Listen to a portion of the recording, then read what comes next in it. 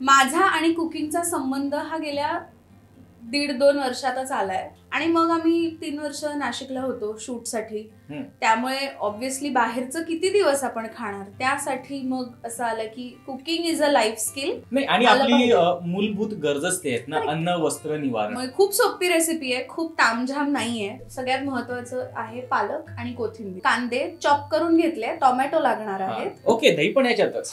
आणि याच्यात मग नंतर आपण ते मॅरिनेट. ओके, आपलं मॅरिनेशन रेडी आहे आणि लेट्स बिगिन.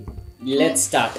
बेकिंगचं एक सिक्रेट काय माहितीये का, तुम्हाला प्रत्येक गोष्टीचं मेजरमेंट माहित असलं पाहिजे. आमच्या टीमच्या स्पॉट डिपार्टमेंट मधली जी मुलं होती ती इतकी नालायक होती ना. मुद्दाम मी पोळ्या करायचे, सीन व्हायचे ना, त्याच्यानंतर बोलायचे मॅम आज तुमची पोळी फ्रिस्बी म्हणून घेतोय आम्ही. मग बोलायचे मॅम, बोलायचे कोणी इकडे मस्ती केली ना सेटवर, मी लतिका मॅमच्या हातच्या पोळ्या देणार तुम्हाला खायला.